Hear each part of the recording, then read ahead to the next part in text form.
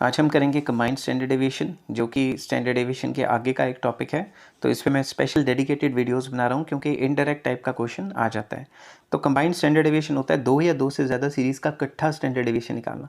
तो सबसे पहले मैं आपको दो सीरीज़ की सिचुएशन में स्टैंडर्ड डेविएशन निकालने का तरीका बताऊँगा और फिर 3 का भी एक फॉर्मूला बता देता हूँ। जैसे 2 निकालना है तो हम इसको लिखते हैं स्मॉल सिग्मा 1 2, मतलब standard deviation of 1 2 is equals to n1 standard deviation of 1 का square plus n2 standard deviation of 2 का square plus n1 d1 square plus n2 d2 square whole over n1 plus n2।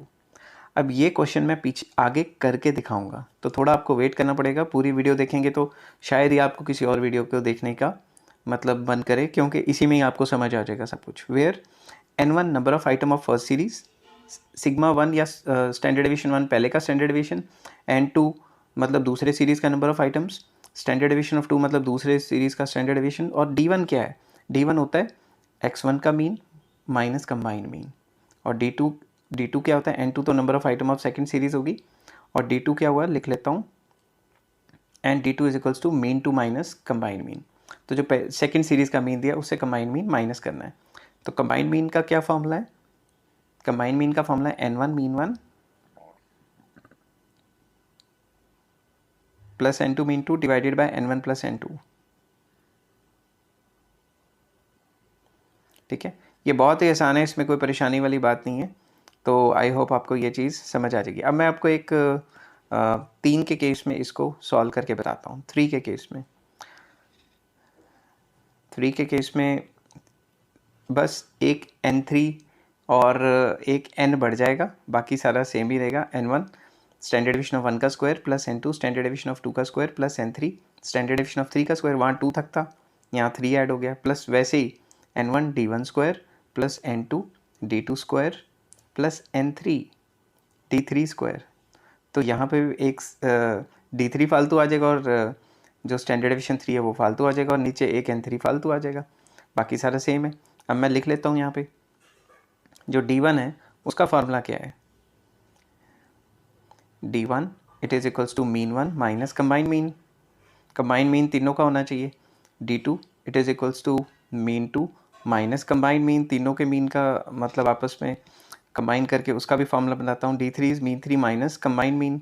और अब combined mean का क्या formula है? Combined mean का जो formula है, mean 1 2 3 it is equals to n1 mean 1 plus n2 mean 2 plus n3 mean 3 whole over n1 plus n2 plus n3। तो combined mean में भी अगर एक फालतू वेरिएबल आ जाएगा तो पीछे n3 मीन 3 और नीचे n3 फालतू लग जाता है। अब मैं आपको एक क्वेश्चन करके बताता हूँ। बैटरी ख़त्म होने वाली है तो कोई बात नहीं, जितना होता है उतना तो कर लूँ। एक क्वेश्चन करके बताता हूँ आपको। तो क्वेश्चन लिखते हैं हम कि पहले पेन का कलर चेंज कर लेता हूँ। The mean marks of 30 boys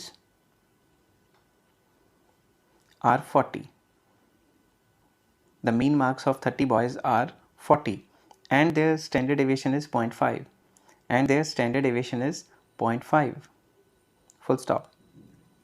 The mean marks of 40 girls, the mean marks of 40 girls, थोड़ी इमरजेंसी में लिख रहा हूँ क्योंकि वो बैटरी ख़त्म होने वाली है, कहीं ख़त्म ही ना हो जाए।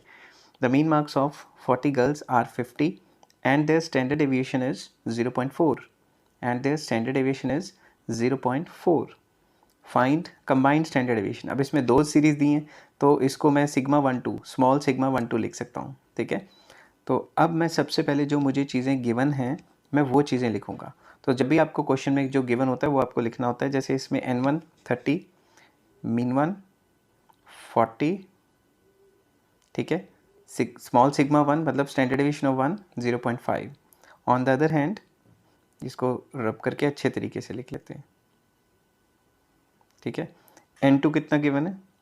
n2 है 40, मीन 2 है 50 and standard deviation 1 is 0. Standard deviation of 2 is n2 mean 2 standard deviation of 2 is 0.4। ये सारा का सारा डाटा आपको गिवन है। गिवन डाटा लिख लेता हूँ साइड पे। ठीक है, अब सबसे पहले कंबाइंड मीन निकालना है।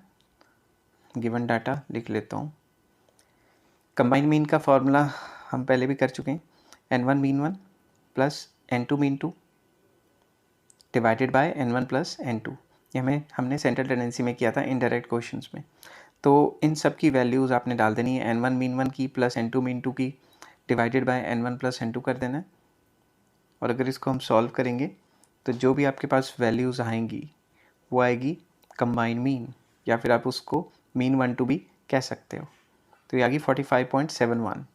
अब हम नेक्स्ट पेज पे चलते हैं और D1 D2 निकालने की कोशिश करते हैं। अब आपको देखो ये 45.71 है, 40 to 50 के बीच में आना चाहिए, क्योंकि 40 लोएस्ट वैल्यू है, 50 हाईएस्ट मीन है, तो इन दोनों की एवरेज निकालेंगे तो बीच में ही आएगी ना। तो उससे आपको पता लग जाएगा आपका सही आ रहा है कि गलत। तो नेक्स्ट पेज पे चल के D1 का वही वाला formula, mean 1 minus combine mean. Mean 1 है 40, कंबाइन मीन निकला 45.71, तो ये आ जाएगा -5.71। Mean 2 combine D2 is equals to mean 2 minus combine mean. तो मीन 250 और कंबाइन मीन की वैल्यू डाल के 4.29 आ गया। अब ये सारी वैल्यूज़ फॉर्मूले में डालनी है। तो सबसे पहले फॉर्मूला लिख लेता हूँ, N1 स्टैंडर्ड डेविएशन ऑफ 1 का square plus N2 standard deviation of 2 का square plus N1 D1 square plus N2 D2 square whole over N1 plus N2 whole under the root. अब इसमें कुछ नहीं करना, बस फॉर्मूले डालने हैं। तो N1 कितना है 30, स्टैंडर्ड डेविएशन ऑफ 1 कितना दिया था हमें पीछे, ये 0.5 है और ये 0.4 है, यही वाली वैल्यूज़ डालनी है। तो मैं लिख लेता हूँ 0.5 का होल स्क्वायर।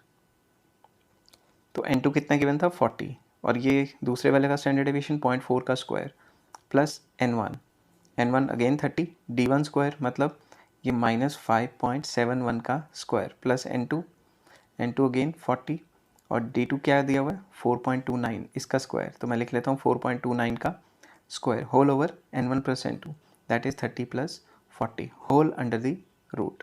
तो इस सब का अंडर रूट करना है, ठीक है। पहले पीछे देख लेता हूँ कोई वैल्यू गलत तो नहीं हुई, चेक करनी वैल्यूज़ बहुत ज़्यादा ज़रूरी होती हैं। तो जो भी आया वो आपका आंसर। आई होप आपको ये चीज़ समझ आ गई होगी। इसी तरीके से हम 3 का केस भी कर सकते हैं और ये इनडायरेक्ट क्वेश्चंस में आ जाता है।